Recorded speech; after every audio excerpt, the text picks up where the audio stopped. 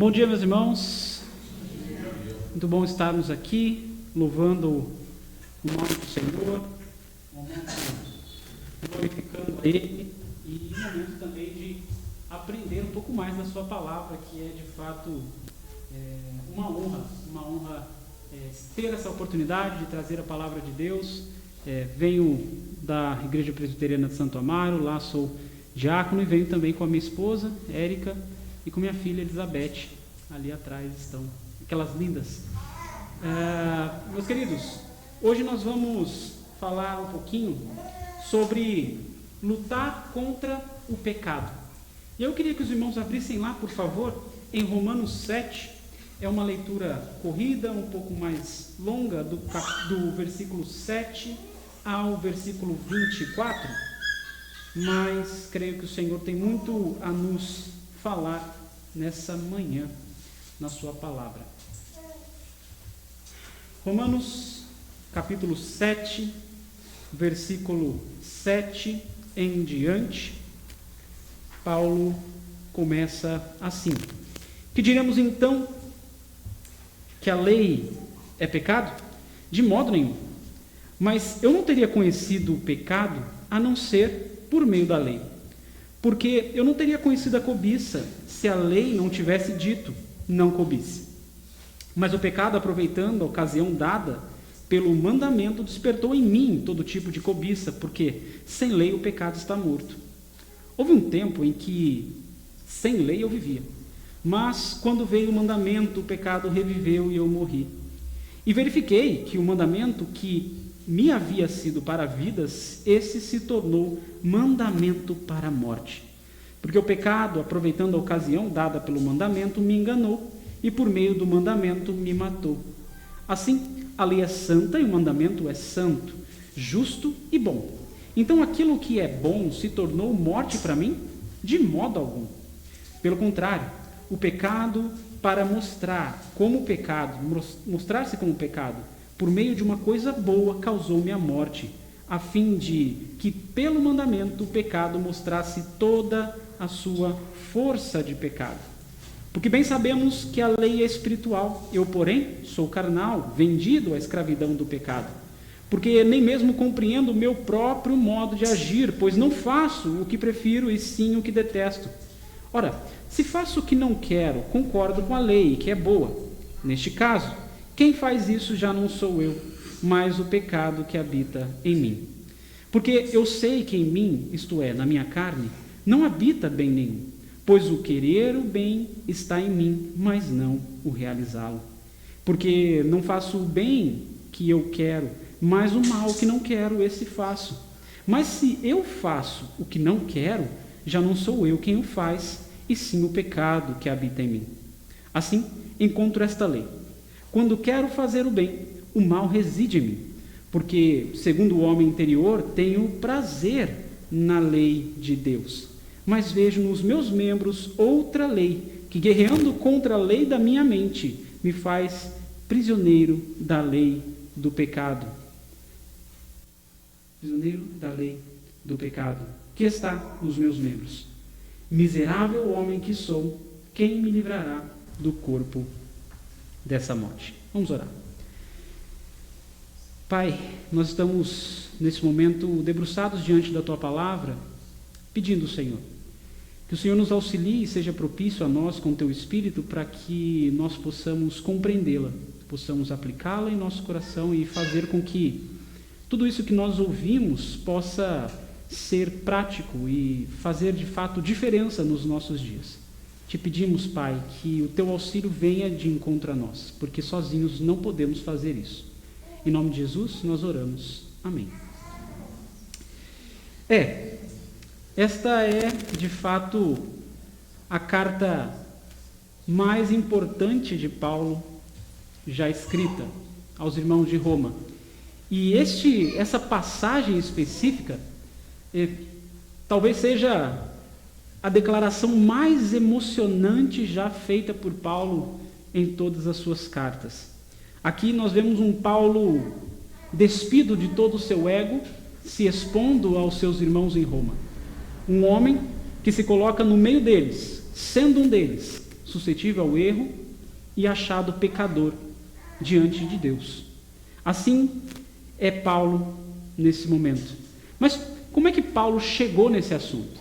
Porque Paulo faz uma caminhada na sua carta aos Romanos. No capítulo 3, ele expõe a condição de condenação de toda a humanidade.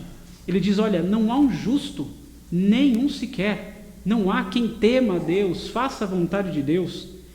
No fim desse mesmo capítulo 3, ele começa a falar sobre a justificação pela fé, que era necessária para a salvação dele e de qualquer cristão em todo tempo e em todo lugar. Esse é o tema também que se estende dos capítulos 4 e 5 em diante. Já no capítulo 6, Paulo trata da liberdade que a graça nos dá. E ele deixa claro que a graça não nos dá liberdade para fazer tudo o que nós quisermos, muito menos para pecar. Na verdade, a liberdade é justamente do jugo do pecado, que nos causou a morte. E mesmo que a nossa relação com o pecado ainda seja problemática, já não estamos debaixo da condenação. E por isso, o apóstolo Paulo escreve o capítulo 4, com foco bastante claro. Ele quer mostrar a incapacidade do homem de cumprir a lei, justamente pela presença do pecado que habita em nossos corpos carnais. E para nossa tristeza, nós vamos vendo a cada novo capítulo que Paulo vai escrevendo que nós temos mesmo uma relação muito ruim com a lei de Deus e com a vontade dele. A lei é, de fato, o apanhado das normas, dos mandamentos que foram dados por Deus a Moisés, e era marca, e é marca distintiva do povo. Quando um judeu passava, os povos poderiam ver as suas vestimentas, poderiam ver os seus modos de falar, modos de agir, e diriam, este é um verdadeiro judeu. Mas não só isso, também haviam dois tipos de lei, se assim podemos resumir. Primeiro, as leis cerimoniais, que eram o calendário judaico, tudo o que eles podiam comer, o que não poderiam comer, as festas, as celebrações, a circuncisão, tudo isso eram leis cerimoniais que foram dadas para aquele povo, naquele momento, naquele lugar. E haviam também as leis morais, que era de fato as normas de conduta e prática daqueles que desejavam agradar a Deus. E a gente tem aí um bom resumo dessas leis, muitas leis, em 10 mandamentos, não é? E então Cristo vai resumi-los apenas em 2, que é amar a Deus acima de todas as coisas e amar o próximo como a nós mesmos. Nos primeiros versículos do capítulo 6, Paulo faz uma comparação entre a morte do marido, que torna a esposa desobrigada dele naquele momento, e a morte de Cristo, que nos torna desobrigados do pecado e da própria morte, para que então nós possamos frutificar a Deus e fazer a vontade de Deus de maneira mais livre, de maneira mais correta. E então, Paulo vai dando sequência ao que ele vai dizendo. No entanto, embora nós estejamos desobrigados da lei cerimonial, Paulo demonstra que Deus ainda exige de nós o cumprimento da sua lei moral. E diante dessa exigência, Paulo parece estremecer, Paulo parece se preocupar, Paulo parece ocupar a sua mente para preencher as expectativas de Deus, mas ele vê que ele é incapaz de fazer isso. Mas se isso ocupava a mente do grande Paulo, que dirá se não vai preocupar as nossas mentes? Por isso vejamos como que Paulo expõe a sua preocupação e o que ele tem a dizer para nós essa manhã. Voltemos ao texto e vamos ler do versículo 7 ao 13. Diz: que diremos então? Que a lei é pecado? De modo nenhum. Mas eu não teria conhecido o pecado a não ser por meio da lei. Porque eu não teria conhecido a cobiça se a lei não tivesse dito não cobice. Mas o pecado, aproveitando a ocasião dada pelo mandamento, despertou em mim todo tipo de cobiça, porque sem lei o pecado está morto. Houve um tempo em que sem lei eu vivia, mas quando veio o mandamento, o pecado reviveu e eu morri. E verifiquei que o mandamento que me havia sido dado para a vida, esse se tornou mandamento para a morte, porque o pecado, aproveitando a ocasião dada pelo mandamento, me enganou, e por meio do mandamento me matou. Assim, a lei é santa e o mandamento é santo, justo e bom. Então aquilo que é bom se tornou morte para mim? De modo nenhum. Pelo contrário, o pecado, para mostrar-se como pecado, por meio de uma coisa boa, causou-me a morte, a fim de que, pelo mandamento, o pecado mostrasse toda a sua força de pecado. Paulo está dizendo que a lei de Deus torna o pecado evidente, patente, escancarado e um tanto quanto hipócrita. A lei revela a vontade de Deus ao dizer, olha, não cobiçarás. E aí, mesmo conscientes de que isso é errado, de que essa é a vontade de Deus para a nossa vida, que não cobicemos, que isso desagrada a Deus, nós então cobiçamos aquilo que não é nosso. Então o pecado aproveita a ocasião da lei, que era vida, e nos traz morte. Um exemplo. Se eu disser para vocês que é proibido imaginar um cachorro vestindo um terno e gravata. Imagino que muitos de vocês estão pensando no tal do cachorro, mas disse para não fazer. É exatamente isso que o nosso interior faz. Nós nunca pensaríamos nisso sozinhos, mas ao ouvir a frase, a nossa mente criativa e rebelde automaticamente quebra essa regra. E nós vemos que tal dificuldade em cumprir a vontade de Deus poderia ser de descrentes. Paulo poderia estar falando para pessoas que não conhecem a Deus. Paulo poderia estar falando para pessoas que não creem em Cristo. Ele poderia, inclusive, estar dizendo para pessoas que não têm o Espírito Santo para auxiliá-lo. Ele também poderia estar falando de pessoas que falam que são crentes, mas não são. Ou aqueles crentes mais fracos na fé, cambaleantes. No entanto, Paulo está falando aqui de uma dificuldade de cristãos em geral, e ele se inclui neste meio. Ele se coloca como uma pessoa que também tem essa mesma dificuldade, que, embora em Cristo e livres da condenação do pecado, ainda são incapazes de seguir plenamente a vontade de Deus, a lei do Senhor. E por isso, tudo que Paulo diz tem aplicação direta para as nossas vidas. Tem aquele tipo de pregação que você ouve e fala, olha, fulano tinha que estar aqui para ouvir, mas essa é exclusivamente para cada um de nós. Fato é que, ainda que regenerados, nós precisamos lidar com a nossa tendência ao mal, a nossa tendência ao conhecermos a lei, instantaneamente sentimos o desejo de não cumpri-la. Mas então, poderia surgir a pergunta a Paulo, então Paulo, conhecer a lei é uma coisa ruim. A lei é boa ou a lei é má?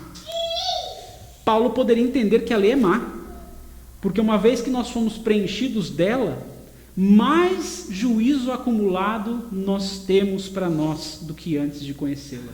Mais nós estamos caminhando segundo a vontade da nossa carne e não a vontade de Deus, e de maneira consciente.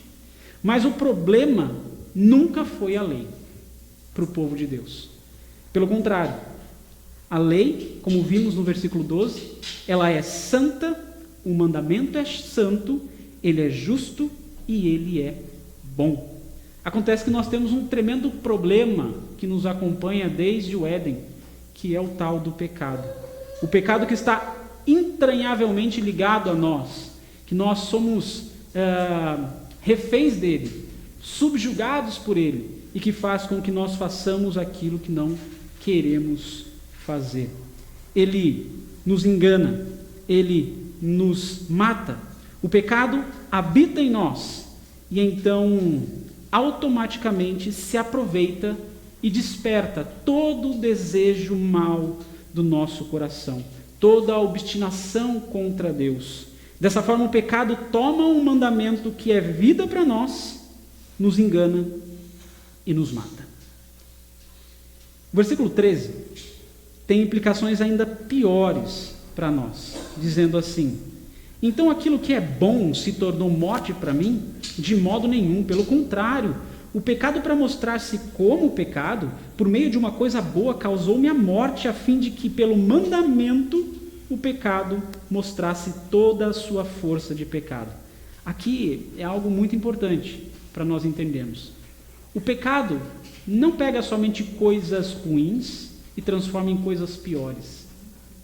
O pecado pega coisas boas, coisas que são aparentemente maravilhosas, coisas que são bênçãos de Deus, e então ele destrói, ele transforma coisas boas em ruins, em detestáveis e deploráveis, para mostrar a sua força. E então ele começa no pequenininho, muitas vezes, naquele detalhe, e então com uma necrose vai apodrecendo todo o corpo.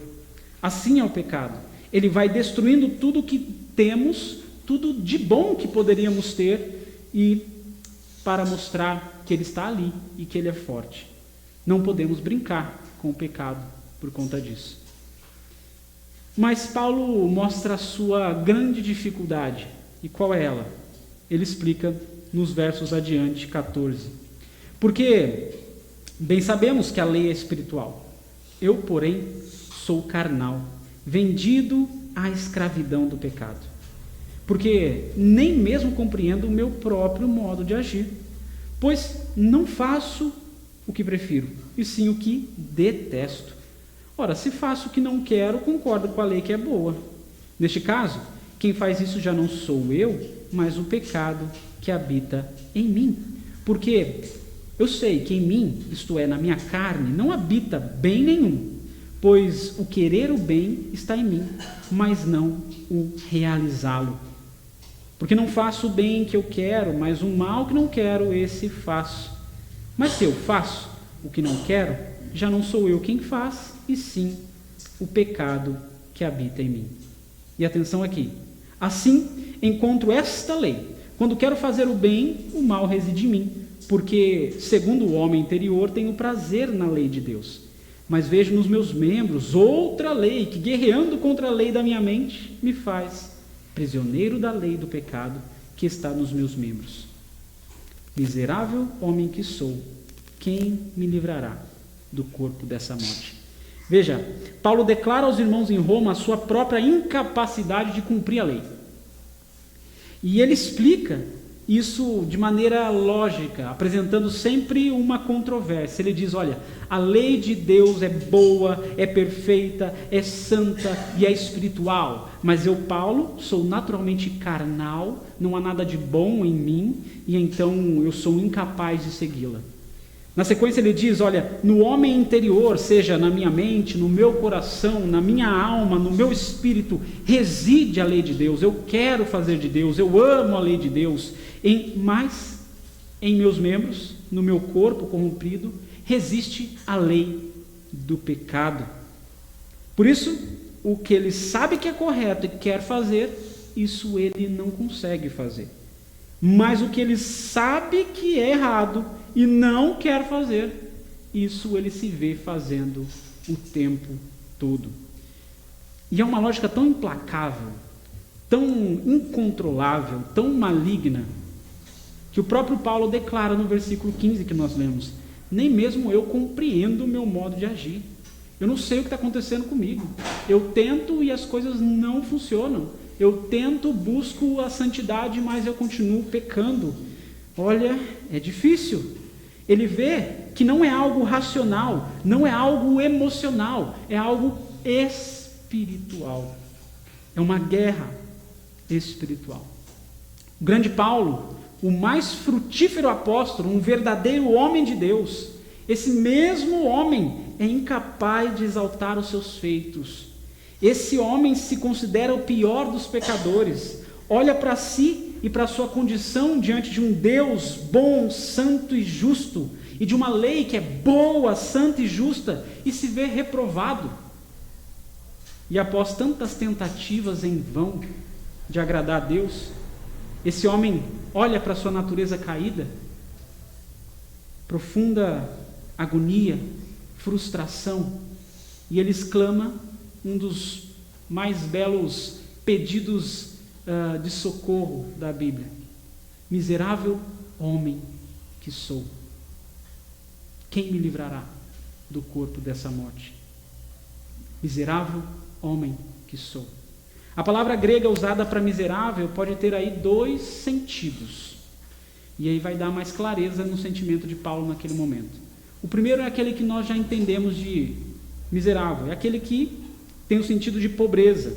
Descreve alguém que é desprovido de qualquer bem, de qualquer coisa que se aproveite. E nesse sentido, Paulo mostra que que a sua condição infrutífera diante de Deus é implacável quando confrontado com a lei do Senhor.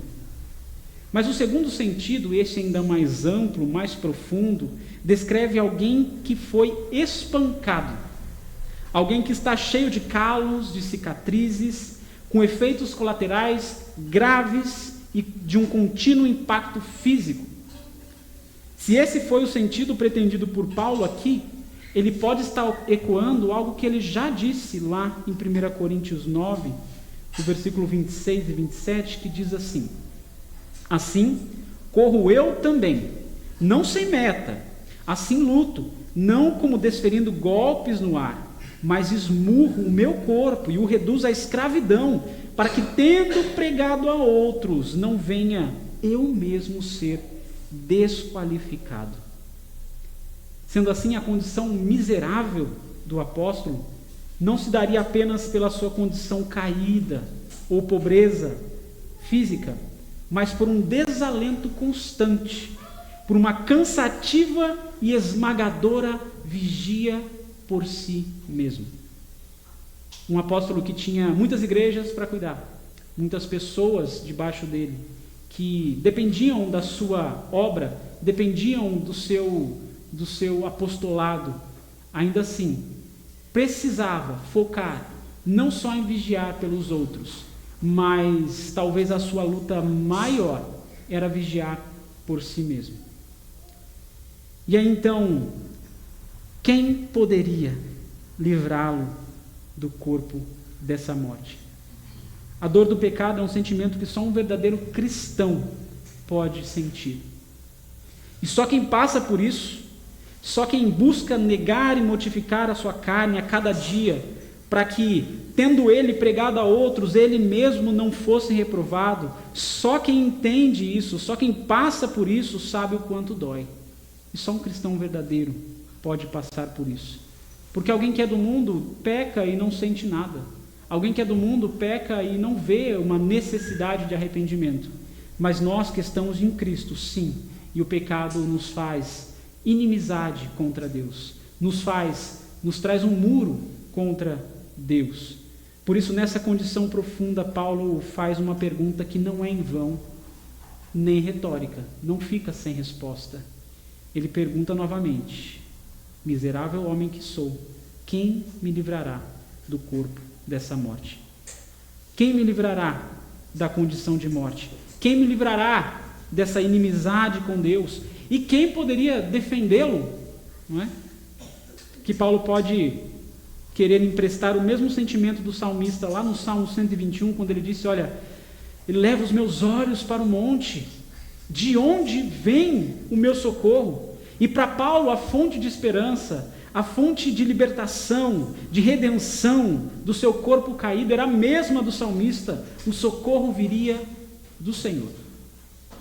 É dele quem vem o nosso socorro. É dele quem vem a resposta para os nossos corpos caídos. É dele quem vem a verdadeira transformação, que coloca então o pecado debaixo da lei de Deus. E então já não somos mais subjugados pelo pecado, mas estamos debaixo da vontade do Senhor. É do Senhor que viria o seu socorro. De imediato, diante daquela aterradora realidade que ele estava experimentando, e da aterradora realidade que todo ser humano experimenta, esse homem encontra a resposta para a sua condição. E então nós percebemos no texto a seguir como a desolação de um homem pecador se transforma na efusiva proclamação da obra de Cristo. Porque mesmo depois da sua maior tristeza, ao se ver em desalento, ele diz o seguinte na sequência: graças a Deus, no versículo 25, por Jesus Cristo nosso Senhor, de maneira que eu, de mim mesmo, com a mente, sou escravo da lei de Deus, mas segundo a carne, sou escravo da lei do pecado. Mas graças a Deus por Jesus Cristo nosso Senhor. E no versículo 1 em diante do capítulo 8 ele diz: agora, pois, já não existe nenhuma condenação. Paulo deixa de lado as dificuldades de seguir a lei de Deus e deposita em Cristo toda a sua esperança. E ele diz: agora, pois, já não há mais condenação para os que estão em Cristo Jesus, porque a lei do Espírito da vida em Cristo Jesus livrou você da lei do pecado e da morte. Porque aquilo que a lei não podia fazer por causa da fraqueza da carne, isso Deus fez, enviando o seu próprio Filho em semelhança de carne pecaminosa e no que diz respeito ao pecado. E assim Deus o condenou o pecado na carne, a fim de que a exigência da lei se cumprisse em nós, que não vivemos segundo a carne, mas segundo o Espírito. Veja, ao não cumprir a lei, nós somos declarados culpados e dignos de morte.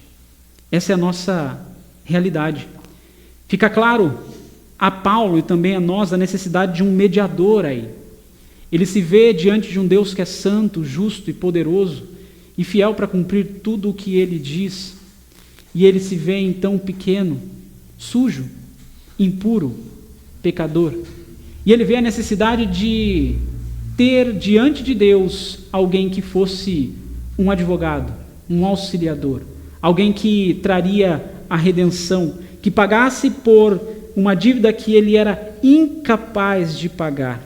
Se faz necessário que Deus perdoasse as suas dívidas impagáveis, porque sozinhos nós não conseguiríamos fugir do fogo da ira de Deus. Se fez necessário que o próprio Filho de Deus cumprisse a lei e pagasse com sangue por aqueles que seriam incapazes de cumpri-la. O sacrifício do santo, puro e irrepreensível Jesus satisfaz a ira do Pai sobre pecadores que agora, perdoados, podem estar na presença dele eternamente sem serem consumidos. Homens e mulheres reprováveis, rebeldes, pecadores, que agora podem ser salvos pela obra, não da lei, não da força dos nossos braços, mas pelo mérito único e exclusivo do Filho unigênito de Deus. Essa é a obra de Cristo. Essa é a boa nova que nós anunciamos. Deus salva pecadores como Paulo, Deus salva pecadores como eu, Deus salva pecadores como você. Porque se nós olharmos diante da realidade da vida, olharmos diante da realidade dos nossos corpos, nós não teremos esperança alguma de redenção. Mas se nós olharmos para aquilo que Cristo fez por nós, aí então nós encontramos o nosso refúgio, o nosso auxílio, o nosso socorro. E então eu gostaria de fazer algumas aplicações importantes para nós essa manhã. A primeira delas é que Paulo não está invalidando a necessidade do cumprimento da lei. Há quem diga que uma vez que Cristo morreu, nós não precisamos cumprir lei nenhuma. Em Cristo nós já temos a graça e já temos a salvação. Isso é uma realidade. Nós realmente temos a salvação em Cristo e não por obra nenhuma que nós venhamos a fazer ou deixar de fazer. Mas o cumprimento da lei não é coisa só do Antigo Testamento, nem a graça coisa só do Novo Testamento. A lei e a graça andam juntas desde que mundo é mundo. Sem a lei não haveria necessidade de graça, não haveriam infratores, por isso não haveria graça. Não haveria essa necessidade. E sem a graça, não haveria como viver pela lei, como é dito nós vivemos pela lei. E pela lei nós somos encaminhados para a vontade de Deus. Esse homem, tocado pela graça, tem um desejo interior de cumprir a lei. Deus imprime em nossos corações a sua lei, através do seu Espírito Santo. Ele imprime em nós aquilo que nós precisamos fazer. A sua lei moral ainda é vigente em nossos dias.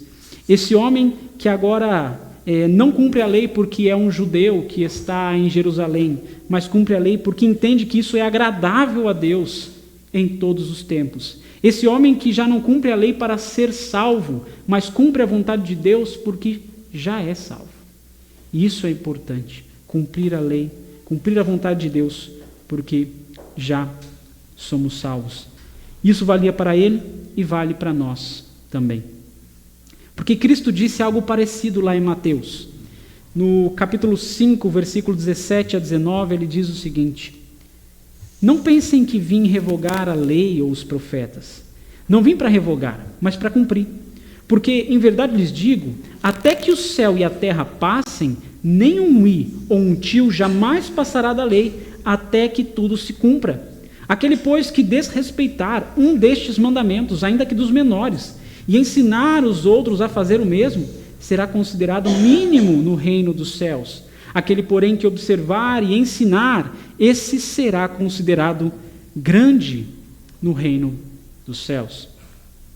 Por isso que nós devemos negar um evangelho que não se submete à palavra de Deus, que não prega comprometimento com Cristo, com a sua igreja, com os irmãos.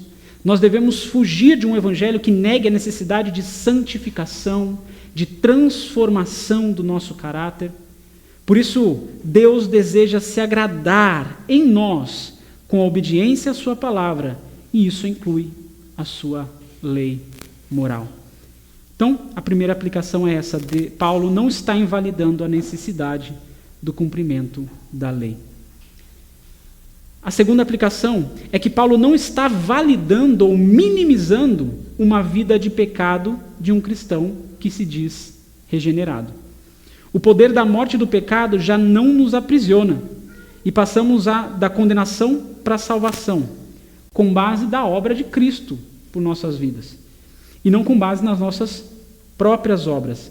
Porém, isso não nos dá liberdade para pecar. Ele diz: de modo nenhum, de forma alguma. Pelo contrário, nos traz ainda mais peso e responsabilidade, porque uma vez que nós agora conhecemos a vontade de Deus, nós de fato acumulamos juízo para as nossas cabeças. Se o grande Paulo se via como miserável e ele mesmo travava batalhas ferrenhas contra a sua própria carne, fazendo ir à exaustão, muito mais nós precisamos levar a sério a fé que nós proferimos. Nós não podemos ser pessoas de mente cauterizada, não podemos ser pessoas que pecam contra Deus e contra o próximo, mas já não sentem o peso dos seus pecados, e mesmo assim continuam caminhando de cabeça erguida, confiante, com um sorriso no rosto, achando que está caminhando para a salvação. Se você está nessa situação, esse é o momento, essa é a oportunidade de mudar. Mudar hoje. O seu pecado te separa de Deus. Peça a Deus para sentir aquilo que Paulo sentiu. Essa dor que o pecado causa em todo cristão. Peça a Deus para que Ele te faça compreender a gravidade das suas falhas diante do nosso Senhor, que é justo e é santo. Sinta a dor de Paulo. Se humilhe diante do Senhor, da sua lei, e confesse: miserável homem, miserável mulher que sou, quem me livrará do corpo dessa morte? Se estamos em Cristo, precisamos ver em nós uma transformação interna, uma santificação diária através do Espírito Santo. Ele nos torna capazes de fugir do pecado, de resistir ao diabo, para sermos então mais parecidos com aquele que nos amou, com o seu Filho, com aquele que nos chamou das trevas para a sua maravilhosa luz. Se não há evolução, se nós não estamos parecidos com Ele, não estamos cada vez mais parecidos, então nós precisamos melhorar o nosso caminho digno diante de Deus. Precisamos voltar à prática da oração, da leitura e à prática da palavra e a comunhão. Então, essa segunda aplicação para nós. Paulo não está validando ou minimizando uma vida de pecado de um cristão regenerado. E a terceira e última aplicação. Deixe que a palavra de Deus diga quem você é. Nós temos muitos cristãos autossuficientes. Cristãos que acham de si mais do que realmente são. Que acham que têm todo o domínio e controle em suas mãos.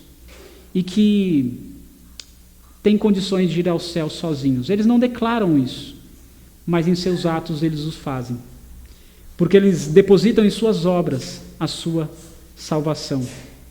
Mas se nós olharmos só para nós mesmos, é exatamente isso que vai acontecer. Porque nós podemos ter a falsa e enganadora sensação de sermos suficientemente justos e bons. Que lembra aquela oração do fariseu diante do publicano, dizendo: olha, Senhor, muito obrigado que eu não sou como este aqui do meu lado. Porque sempre haverão pessoas que estão piores do que nós, e se nós olharmos para isso, nós sempre vamos achar que nós estamos muito melhores do que realmente estamos. E então nós podemos ter essa falsa sensação de sermos suficientemente justos e bons. Mas ao olhar para Deus, ao olhar para a sua lei, Paulo temeu e tremeu. Paulo olhou para si sob a ótica divina e reconheceu a sua pobreza, a sua condição deplorável, muito aquém daquilo que Deus esperava dele, muito aquém daquilo que Deus exige de nós. Olhando para Deus, não houve espaço para vanglória, não houve espaço para orgulho por todos os seus grandes feitos, e se tem uma pessoa que poderia se orgulhar delas, é o apóstolo Paulo. Mas desta visão teocêntrica da nossa vida, brotou um sentimento de incapacidade que poderia só ser aplacada por Cristo. Ao olharmos para a Bíblia, ao olharmos para aquilo que Deus quer de nós, se olharmos corretamente, veremos que ainda falta muita caminhada para então parecermos com Cristo. Mas que bom, que não é exigido que nós sejamos infalíveis, porque infalível só há um. Infalível só é Cristo. Nós precisamos nos esforçar para falhar cada vez menos, ao parecer cada vez mais com Cristo. Quem precisará te livrar do corpo dessa morte, se você achar que não precisa ser salvo? Quem precisará preencher a sua miséria espiritual, se você julgar-se espirituoso e santo o suficiente? Se nós lemos a palavra e chegamos à conclusão de que somos bons o suficientes para nos apresentarmos a Deus, precisamos ler de novo, e de novo, e de novo, até chegarmos à conclusão de que qualquer centelha de dignidade em nós pertence a Cristo. Então, essa é a terceira aplicação. Deixe que a palavra de Deus diga quem você é, porque sob a tua ótica, você sempre será muito melhor do que você realmente é.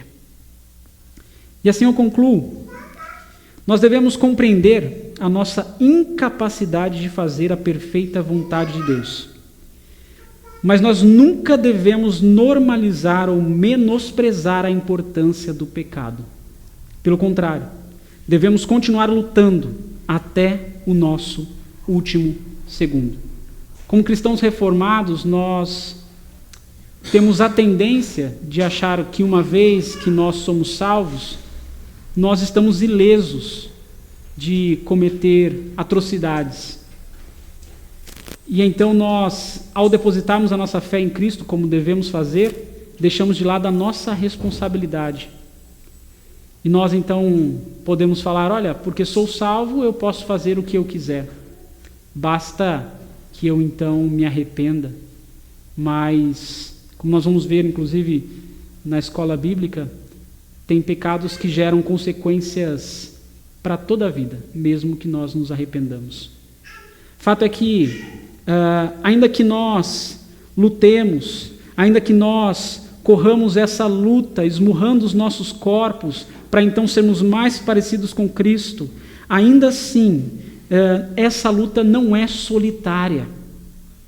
Se assim fosse, nós nunca venceríamos. Deus nos dá a obra do teu Filho. Deus nos dá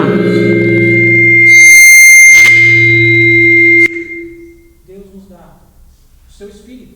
Vocês estão ouvindo? Sim. Deus nos dá o seu Espírito. Deus nos dá a sua igreja. Deus nos dá a sua palavra. E por fim, Deus nos dá a sua graça diária para resistir ao diabo e fugir da aparência do mal. Não é uma guerra solitária. Maior é o que habita em ti do que o que habita no mundo. E ainda que ganhemos a batalha contra o pecado, naquele grande dia, saibamos sempre que os méritos são de Cristo, que nos faz perseverar. E então, por isso seja dada toda a honra, toda a glória e todo louvor a Ele pelos séculos dos séculos. Amém? Vamos orar?